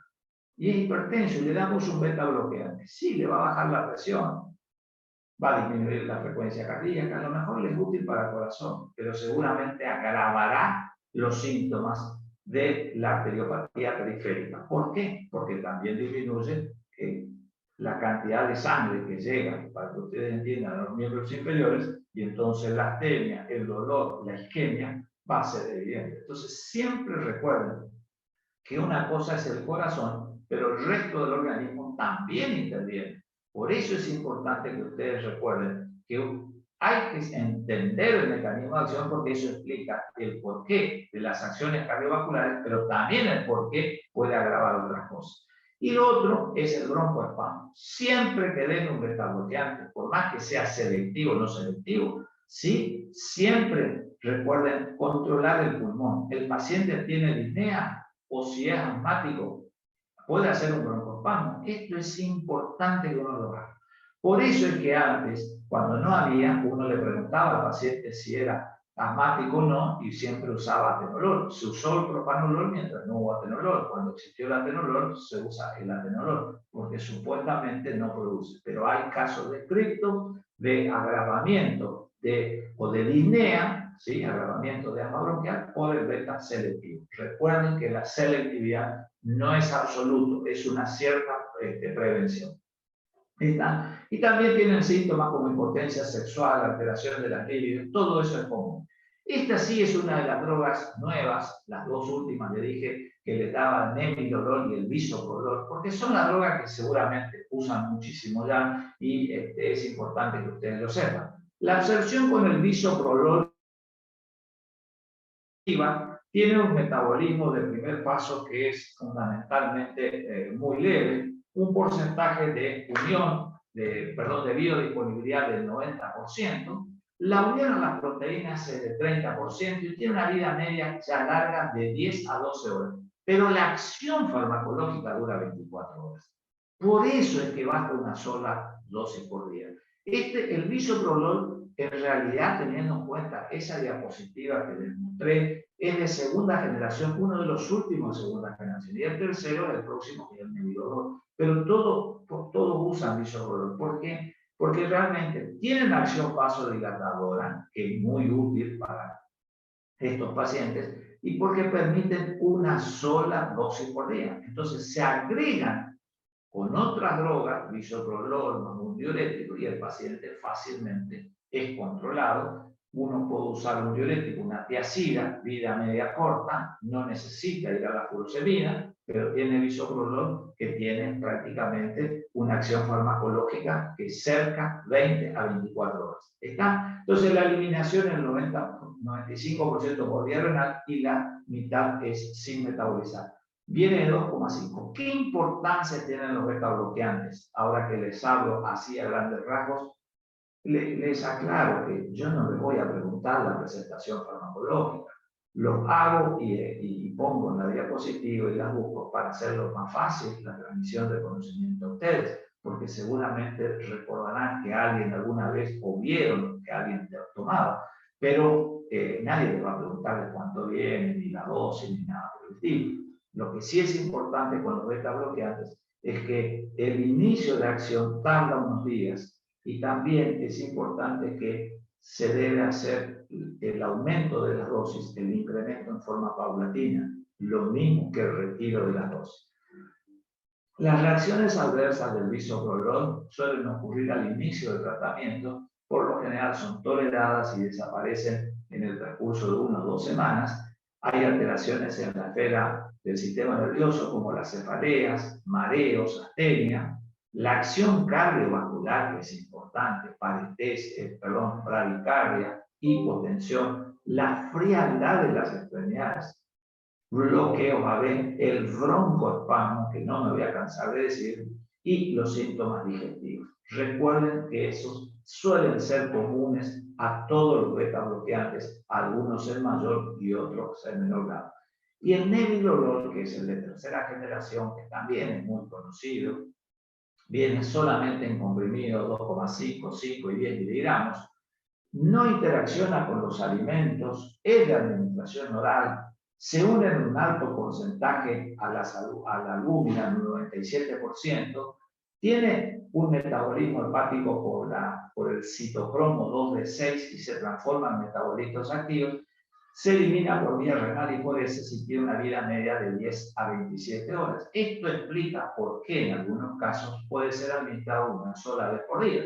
Es decir, eso de 1 o 2 veces por día dependerá del médico tratante y de qué es lo que queremos buscar, pero tenemos la oportunidad con estas drogas. Este es el de tercera generación y es selectivo. Esto es beta 1, o mejor dicho, de gran preferencia por los receptores beta 1.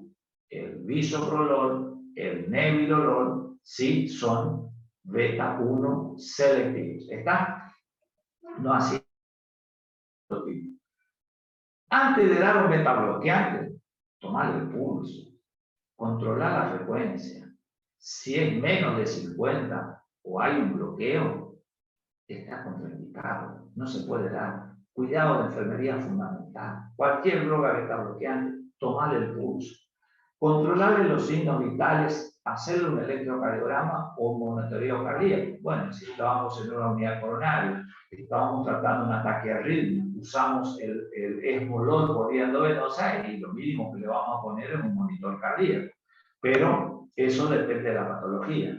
El atenolol endovenoso, bueno, esto les dije, no hay más, siempre lo voy a tener que sacar, porque me acostumbré siempre a marcar la diferencia. Los beta bloqueantes deben iniciarse y discontinuarse lentamente, como ya dijimos, y la selectividad no es absoluta. Ojo con la disnea, el broncoespasmo, y siempre controlando, como ya dijimos, los signos de agravamiento de una circulación periférica. Bien, hay bloqueantes alfa y beta, son el labetalol y el carvedilol.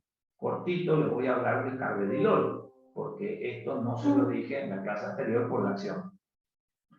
Quedó un poco tuneada mi imagen del carvedilol en comprimido, que era originalmente la caja de 25, pero viene en dosis de 3,125, 6,25, 12,25, 25, que está ahí en el dibujo original, y de 50 miligramos. Y también vienen comprimidos de liberación prolongada de 10, 20, 40 y 80. El carvedilol es una de las drogas más usadas hoy en día.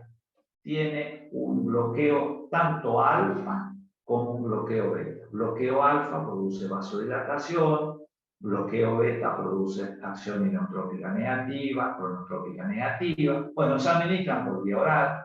La máxima concentración es rápida, en 1 hora, no interacciona con los alimentos.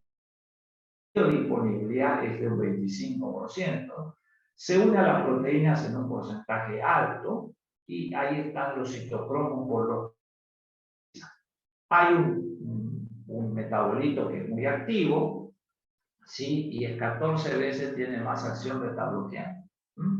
La vida media es de 6 a 12 horas. Ustedes verán en la práctica para el tratamiento de hipertensión que hay pacientes que son tratados con carvedilol más una tiazida o carvedilol sí con un inhibidor del ARA2 que vamos a ver más adelante, pero también podrán ver algún paciente que tiene asociado carvedilol más un beta-bloqueante. Ahí hay que pegar una llamada de atención.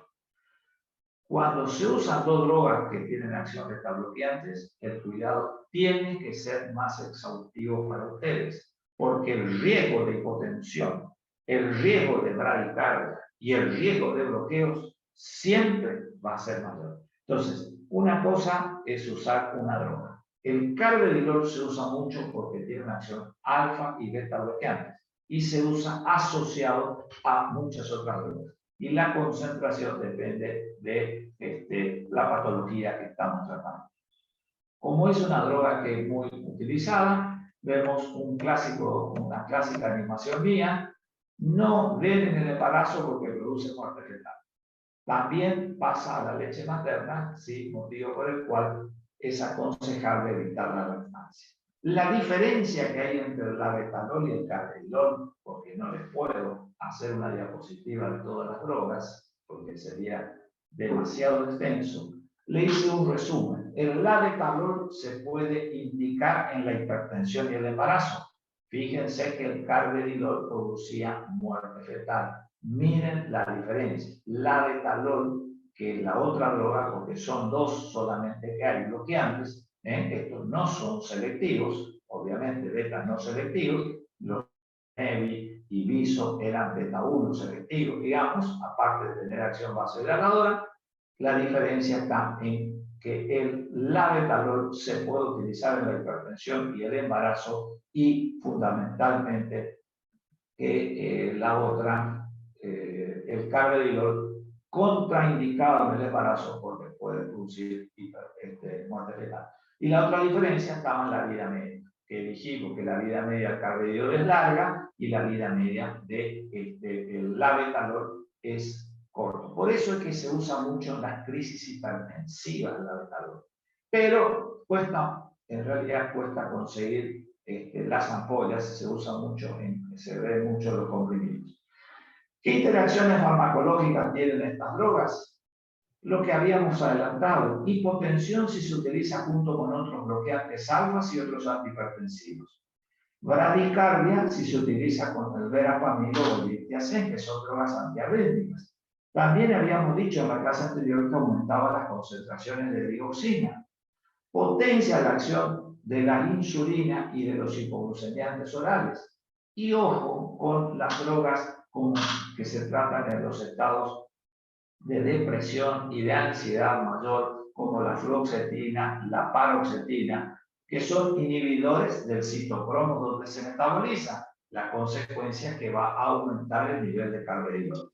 La rifampicina realmente va a hacer el efecto contrario, que es una disminución. Acá está lo que les había adelantado, que el labetalol se puede utilizar en una emergencia hipertensiva. Vienen ampollas, el envase es de 4 mililitros, trae 5 mililitros por 5 miligramos por cada mililitro, y esta presentación la usamos en las emergencias hipertensivas. En realidad, ya no se usa tanto como se usaba antes, fue la primera del grupo, y el labetalol por vía de comprimidos viene en de 200 miligramos, y esa es la principal diferencia que hay. ¿Qué con cuidados de enfermería? Bueno, lo mismo, no usar si hay menos de 55 latidos por minuto, el control de los signos vitales es importante, siempre controlar los síntomas de la arteriopatía periférica, y algo que apareció mucho con esta droga fue el empeoramiento de la psoriasis del paciente.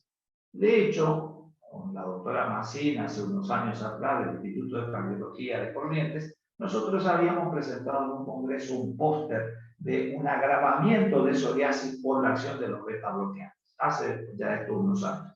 Y también hay que advertirle al paciente que muchas veces es causa de doping positivo. Viene el mecanismo, pero cuando uno usa carvedilol y es deportista, y hay que tratar de ir para otra droga porque puede resultar doping positivo. El otro grupo de drogas que también es muy conocidos, que son los inhibidores de la enzima convertidora de angiotensina. Y ahí están todos los que están en el mercado, o mejor dicho, hay algunos que me falta que también están en el mercado argentino. Y el Enalapril es el más común de ellos, ¿sí? Es el prototipo. Ahora todos los otros tienen otras características, y el Benacepril, que es el último que está, ya no se vende como monodroga. Ya viene, la única presentación es asociado con la amlodipina, que es lo que vemos como próximo grupo de drogas. Entonces, el Benacepril, que es el último, no está como monodroga. Está asociado a dosis fija con la amlodipina. Veamos este dibujo, y acá me voy a detener un poquito porque les voy a explicar a ustedes algo para que entiendan. El sistema renina-angiotensina-aldosterona. Con respecto al sistema angiotensina-aldosterona, es un sistema que lo tenemos todos en condiciones normales. Si uno de nosotros tiene un accidente en la vía pública y tiene una herida cortante y tiene una hipovolemia porque tuvimos una hemorragia y perdimos sangre, obviamente nuestra volemia va a disminuir, motivo por el cual nuestra presión arterial va descendiendo. En condiciones normales, cuando baja la presión, ¿sí?, arterial, llega menos sangre al riñón. Entonces, cuando llega menos sangre al riñón, hay un sistema que se llama yucta glomerular. Y este sistema yucta glomerular, cuando acá, como ustedes ven en inglés, disminuye la presión, produce una sustancia que se llama renina. Y la renina, sobre el angiotensinógeno que se produce en el hígado, se transforma en angiotensina 1. Y la angiotensina 1, a nivel del pulmón y de las células del endotelio renal, se transforma por una enzima que se llama convertasa, o bien enzima. Y la angiotensina 2, solamente miren acá, produce una vasoconstricción arteriolar. La angiotensina 2 es una de las sustancias más vasoconstrictoras que hay. Esto es lo que nuestro organismo pone en marcha para subir. Esto es lo que nos ocurre a todos en condiciones normales hasta que llegue la ambulancia del CIPEC, hasta que nos trasladen a la, ya que hasta que un enfermero nos haga la venopuntura y nos expanda con solución fisiológica, que ustedes saben que es una de las primeras medidas que se hacen siempre cuando uno tiene una hipotensión por una hipovolemia por pérdida. ¿Está? Bien, los pacientes con hipertensión se dosaban hace muchos años su renina y se clasificaban en pacientes hipertensos con renina normal, con renina alta o con renina baja. Sí, pero ¿qué pasa? Nosotros sabemos que los pacientes con hipertensión, cuando le dosamos la angiotensina 2, está muy elevada. Entonces, ¿qué se hizo? Se fabricó una serie de sustancias que actúen a nivel del pulmón, inhibiendo la enzima convertidora angiotensina o ACE. Ustedes estarán familiarizados porque el virus del coronavirus, el COVID-19, actuaba a nivel del pulmón y se unía a las células pulmonares a través de un receptor de enzima convertidora angiotensina. Por eso inicialmente se pensó que qué rol tenían los pacientes hipertensos que tomaban inhibidores de la enzima convertidora, dada que el coronavirus se une al receptor ACE. En inglés es al revés, enzima convertidora de angiotensina. Entonces, estas drogas van a impedir que se forme angiotensina 2, y la angiotensina 2 no solamente produce vasoconstricción, la angiotensina 2 también estimula la corteza de la glándula adrenal o suprarrenal, principal mineralocorticoides, que es fundamentalmente la aldosterona, y también produce una secreción de hormona la hormona ADH, que es la que se produce a nivel del lóbulo posterior de la hipófisis o neurohipófisis, y fundamentalmente tiene como función la hormona antidiurética que ustedes saben. Entonces, todas esas son funciones que se producen por angiotensina 2.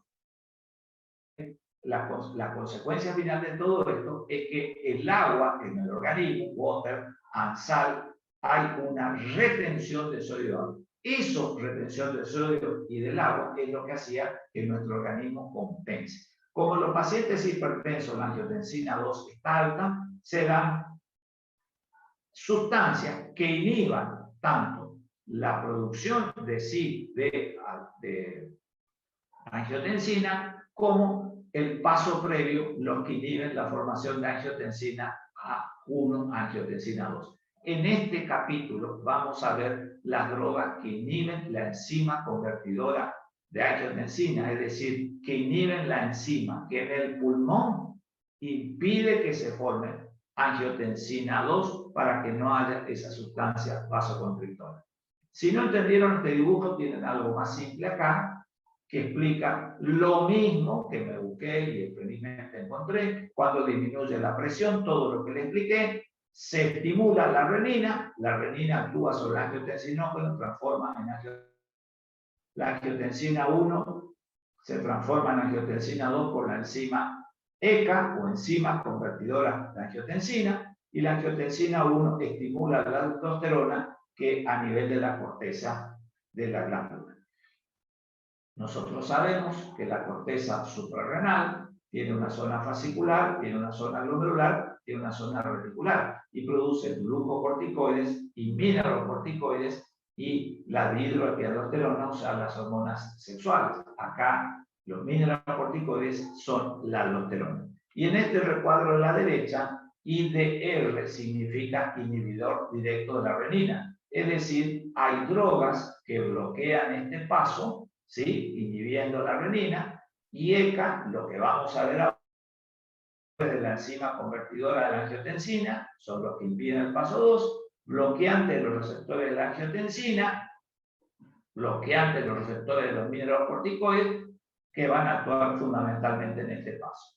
Esto no se utiliza mucho en la hipertensión arterial esencial, se podrá utilizar en algún tumor funcionante de la suprarrenal, motivo por el cual no es de interés para nuestra clase. Son de elección en la hipertensión y en la diabetes. Los inhibidores de la enzima convertidora de angiotensina, cuyo prototipo es el enalapril, han reducido la mortalidad. Desde el año 1980 formaron parte de la primera línea de tratamiento de los pacientes. ¿Por qué? Los diuréticos no reducían la mortalidad, encontraban un gran alivio. Los inhibidores de la ECA fueron los primeros que demostraron que reducen la mortalidad. Por eso todo el mundo prácticamente toma enalapril para el tratamiento de la hipertensión arterial. Son profármacos, excepto el captopril y el lisinopril. Eso significa que se metabolizan a otra droga, y esa droga es oncológica, y se usan como monoterapia o asociados a otro grupo como las tiazidas y los bloqueadores. Y acá vamos a ver solamente el enalapril porque es el prototipo del grupo y mencionamos algunas diferencias de los otros. Es un profármaco. ¿Qué quiere decir profármaco? Que el enalapril ingresa por vía oral en nuestro organismo y necesita de una esterasa en el tubo digestivo, y esa esterasa metaboliza el enalapril en el acrilato. la parte activa es el anafilato. Y esto nosotros lo sabíamos, y ustedes ya no lo van a poder saber ahora, pero nosotros lo sabíamos muy bien antes, que era la diferencia, porque cuando nosotros decíamos enalapril, íbamos a la farmacia, maleato de enalapril y era comprimido. Y si nosotros queríamos enalapril endovenoso, era enalaprilato. ¿Por qué? Porque el enalapril necesita de esa esterasa del tubo digestivo para transformarse en enalaprilato. Y la acción se da. Entonces, cuando se daba por vía parenteral, ya la droga venía como era la forma activa, no como el profano. Pero no hay más enalaprilato, como muchos en las emergencias hipertensivas por vía endovenosa con él. Se absorbe rápidamente, lo hace en un 60%, la absorción es rápida, alrededor de 1 hora. No interacciona con los alimentos, la unión a las proteínas es de un 60%. El enalaprilato no se metaboliza y se elimina por el riñón en un 40% y un 20% como el enalapril. Tiene una vida media de 11 horas. Y ahí me detengo un poco. Ven en el dibujo que el enalapril que les conseguí, que es de otro laboratorio, no es argentino, porque no le hago publicidad a nadie, viene de 2,5, de 5, de 10 y de 20 miligramos. En comprimidos de 20, comprimidos de 30, de 40, de 50, 60 comprimidos. Hay una lista de gran cantidad de laboratorios que tienen enalapril, pero tiene una vida media de 11 horas. A diferencia de muchos de los otros, como el ramipril, que tiene una vida media de 17-18 horas. Por eso es que es importante. El enalapril se debe dar 2 veces por día. Si un paciente, repito, si un paciente tiene enalapril para el control de la presión arterial, supongamos 10 miligramos, no puede tomar el comprimido solo de 10 miligramos a las 8 o 7 de la mañana, o 6 de la mañana si se levantó para trabajar. Porque la vida media del enalapril es de 11 horas, pero la acción farmacológica útil estará en aproximadamente 8 o 9 horas, quizás un poquito menos que la vida media. Por eso que el enalapril hay que dar 2 veces. Si toma 10 miligramos, díganle, tome 5 y tome 5. ¿Por qué? Porque no cubre la acción farmacológica todo el día. El enalapril tiene eso, a diferencia del ramipril, del pentolapril, bueno, del ramipril, la otra droga, que tiene sí una vida media de 18 horas y que permite que sea una sola vez por día. Ahora, si el paciente toma solamente 10 miligramos de enalapril y toma otra droga, carvedilol, que se puede dar perfectamente, porque carvedilol es un alto y un beta bloqueante. Yo lo uso asociado a un enalapril y tengo un control de la presión. Prácticamente todos los pacientes mejorarán. Entonces sí se puede dar una sola vez por día. Pero el paciente que tiene monodroga con enalapril, 2 veces por día. Si toma asociado a otra droga, diurético, IECA, el beta bloqueante, antagonista de ARA, etcétera, no es, hay que tener mucho cuidado con eso. Bueno, esta una diapositiva, si quieren ver la vida media de 11, sí, y fíjense, el Cilasapril, 30 horas de vida media, son drogas que tienen una vida media muy larga. El Venasapril ya no viene como monodroga, viene asociado a como vamos a ver, tiene una vida media 18 horas, imagínense, asociado al Venasapril una sola vez por día, no es necesario darlo 2 veces por día. Y el Ramipril, fíjense, un rango entre 3, porque el metabolito tiene 17 horas de vida media, motivo por el cual es importante que el enalapril solamente del grupo hay que darlo una sola vez por día, si está asociado a otras drogas. Y si es como monodroga, 2 veces por día. ¿Está? Porque si no se escapa la presión a la noche y si toma la enalapril a la noche se escapa durante el día. Y ustedes deben recordar que por el ritmo circadiano de la hipertensión arterial es mayor durante el día y menor durante la noche. Cuando nosotros dormimos, nuestra frecuencia cardíaca baja, nuestra frecuencia respiratoria baja, nuestra frecuencia cardíaca baja, nuestra presión baja, salvo que tengamos una profesión como sereno o un chofer de ómnibus o que trabajemos de noche. En ese caso, nuestro ritmo circadiano es el contrario. ¿Está? Dentro de las reacciones adversas, hipotensión, hay una que me interesa, que es la tos seca y la tos nocturna. 33% de los pacientes no toleran la tos y el motivo por el cual uno tiene que cambiar la dosis. Cambiar, perdón, el fármaco. También tiene disgeusia y otra cosa que me interesa que recuerden son las erupciones cutáneas. El enalapril es una de las drogas que más reacciones alérgicas cutáneas produce y es causa de edema angioneurótico, motivo por el cual en pacientes que son alérgicos extremen los cuidados cuando usan enalapril, porque es común verle con el labio hinchado, con la cara hinchada, con la lengua tumefacta, sí, aparte del prurito y todas las manifestaciones. Disgeusia significa alteración del gusto. Pero generalmente todos los del grupo son seguros y son bien tolerados. Hay algunas interacciones farmacológicas, aumenta siempre el riesgo de hipotensión cuando se usa con cualquier otra droga. Y otra cosa es que hay que suspender los diuréticos 2 o 3 días antes de empezar con IECA. Y eso ustedes me dirán, ¿pero cómo? Si hay enalapril asociado con diurético. Sí, existe esa presentación. Se refiere esta interacción a que uno tiene que tener la correcta volemia del organismo. Porque si yo estoy deshidratado, agregan enalapril o directamente si estoy deshidratado y me empiezan con una asociación de enalapril con hidroclorotiazida, mi presión se va al piso. Hipotensión en las personas mayores, caídas, fracturas, traumatismo cráneo, etcétera, etcétera. Recuerden que el enalapril es muy bueno, pero disminuye cuando uno usa los AINES, disminuye el efecto natriurético, o sea, natriurético significa la eliminación de sal de la orina. No elimina sal, entonces pierde nuestro mecanismo antihipertensivo. Y con los antiácidos disminuye su absorción en un 40 o 50%, motivo por el cual me adelanto, uno de los cuidados de enfermería es dar antiácidos por lo menos 2 horas antes que damos esto.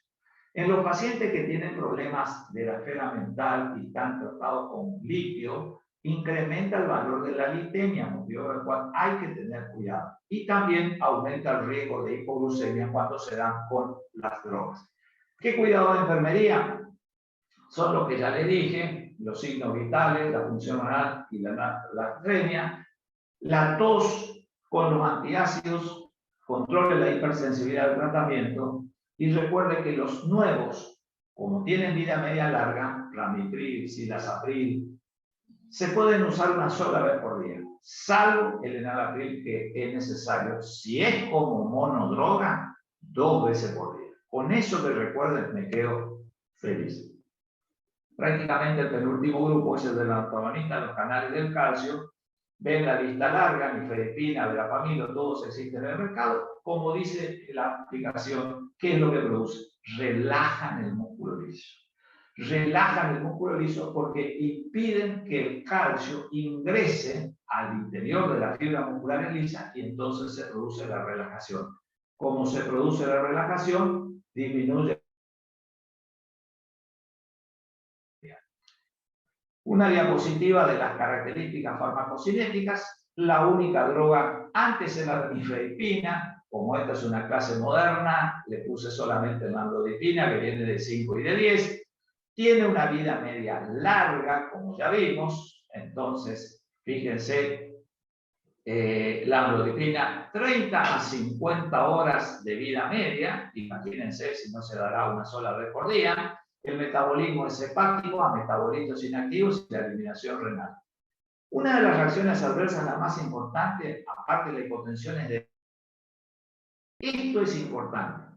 Si ustedes tienen un paciente, y acá me detengo un segundo porque el concepto es fundamental. Si ustedes tienen un paciente hipertenso, que está hipertenso y que ustedes quieren que vuelva al valor normal en forma rápida, usen un antagonista de los canales del calcio y ponerle amlodipina.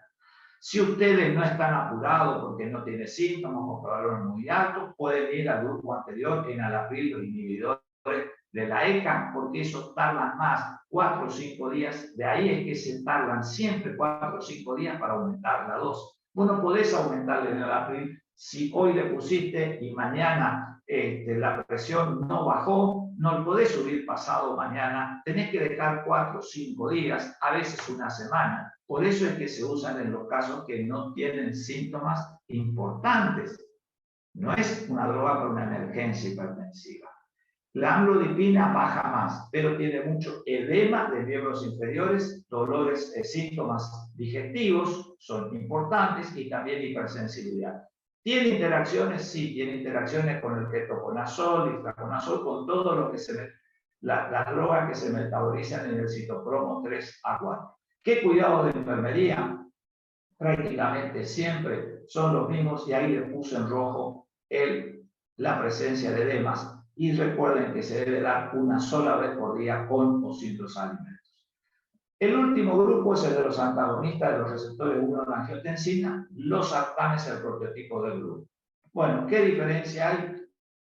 Selectivamente la unión de la angiotensina 1 a los receptores de tipo 1 de la angiotensina 2 y son vasodilatadores. No bloquean la síntesis de la angiotensina 2. Es el mismo dibujo, simplemente que los inhibidores de la ECA actúan acá y estos actúan sobre la angiotensina 2. Entonces, al no haber angiotensina 2, no hay liberación de aldosterona, hay vasodilatación, todas las acciones que les expliqué anteriormente. El mismo de la vez anterior, simplemente que acá estamos en la angiotensina 2, ¿sí? El receptor 1, porque hay receptores 2 también, bloqueantes de los receptores de la angiotensina actúan ahí. Los sartanes es el prototipo. ¿Qué importancia tienen los sartanes? El losartán, lo mismo que en el april, se tiene que dar 2 veces por día, porque tiene vida media corta. Si uno toma losartán solo, supongamos 50 miligramos, bueno, 50 miligramos será que tengamos que usar otros 50 para la tarde o bien otra droga. Pero 50 miligramos, que es el comprimido, 24 horas, no, salvo que esté asociado con otra droga. Viene de 50 y de 100, tiene metabolismo hepático, eliminación renal. Esto es para mostrarle la vida media. Fíjense que lo que se usa mucho es el telmisartán, que tiene 24 horas de vida media, lo que permite dar una sola vez por día. Las reacciones adversas son las mismas que los IECA, simplemente que lo importante es que no producen tanta tos. No es que no produzcan tos, sino tos. Sino baja la frecuencia. Las interacciones farmacológicas son los mismos, los cuidados de enfermería prácticamente son los mismos, salvo los del potasio. Y para terminar, les digo que inhibidores directos de la renina, por si llega a ver, era la Lisquerien, pero directamente no existe más, por lo menos no existe en la Argentina. Para terminar, 2 diapositivas de una emergencia hipertensiva. Aquellas situaciones que hay que bajar ya la presión porque produce la muerte de la persona. No puede dejarle una ACV con 240 sistólica o 260 porque el edema cerebral y la hemorragia va a ser una hipertensión intracraniana y un paro. Entonces, el nitrocruciato de sodio. El nitrocruciato de sodio es una molécula inestable que se descompone con el medio alcalino y con la luz, motivo por el cual hay que tapar tanto el suero como la tubuladora, como la guía. Se administra por vía endovenosa en infusión continua. La acción farmacológica es importante, comienza a los 30 segundos.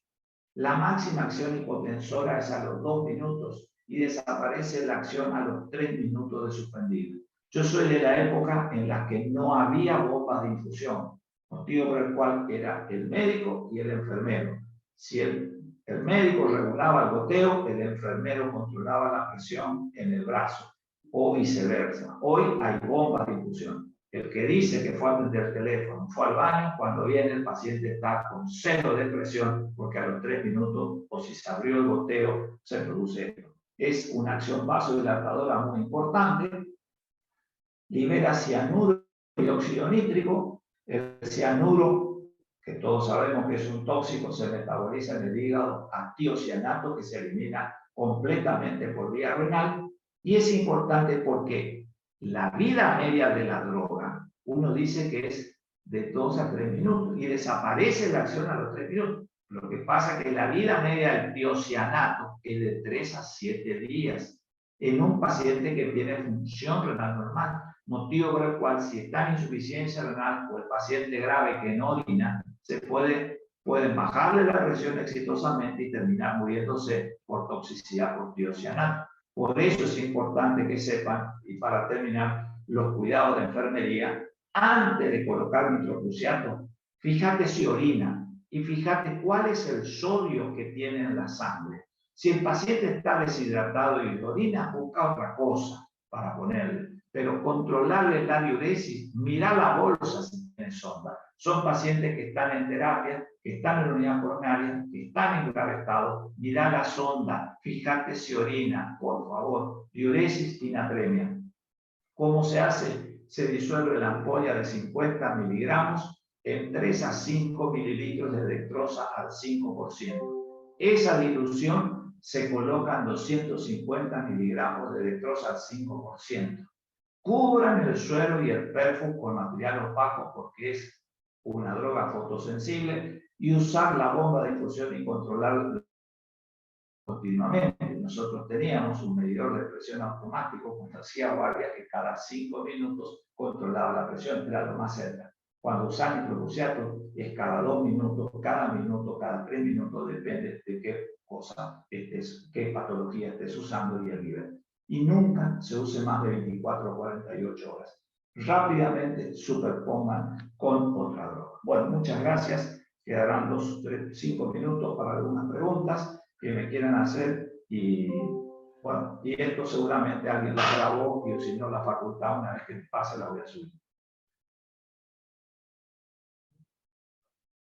¿Alguna pregunta? Profesor, yo quiero hacer una pregunta. Entonces, ¿qué pastillas se podría tener a la mano en un momento de que haya una subida de presión de parte de una persona que no tiene que no lo tiene como problema, pero que tampoco es que está en 200, pero sí está en 180 o 190?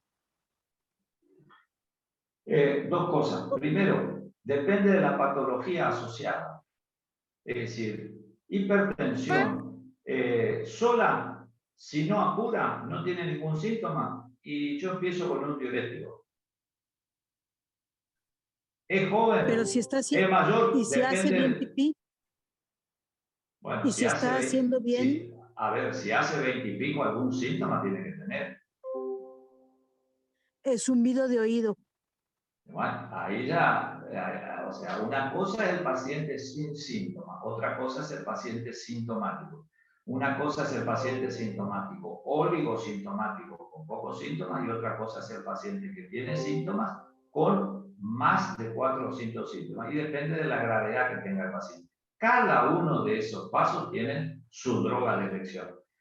La droga de elección, si a mí me cae un paciente que no tiene nada, y yo comienzo con el enalapril, porque si no tiene síntomas y no tiene nada agregado, yo miro, es decir, no es cardiópata, no tiene deslipidemia, no tuvo ACV previo, no tiene alteraciones en la circulación periférica, y yo comienzo con lo más común, enalapril. 5 miligramos, le digo, hágase esta larga lista de exámenes, de electro, de radiografía, de ecocardiograma, contrólese, y bueno, le digo, si a los 4 o 5 días, si fue un lunes, y para el jueves usted no tuvo nada, bueno, fíjese el día 5. ¿Por qué? Porque hay otra parte del tratamiento, que es el tratamiento no farmacológico, la dieta, el cambio de sal, etcétera, etcétera. Entonces, en 5 y 5, ¿sí? 10 miligramos. Perfecto. Y ahí vas viendo Gracias, cómo le va subiendo en función a lo que tiene. O si tengo que bajarle rápido, uso amlodipina. ¿Otra pregunta? Bueno, está claro esto del recuperatorio. ¿Lo vieron todos? ¿Alguna otra cosa, alguna otra pregunta que quieran hacerme? No, profe. No, profe, solamente lo esperamos el jueves en Facebook. El jueves en Facebook sí voy a dar un tutorial para quienes quieren. ¿Está? Bien, bueno. Vale, gracias. Chao, chao. Éxitos. Hasta luego, profe. Hasta luego.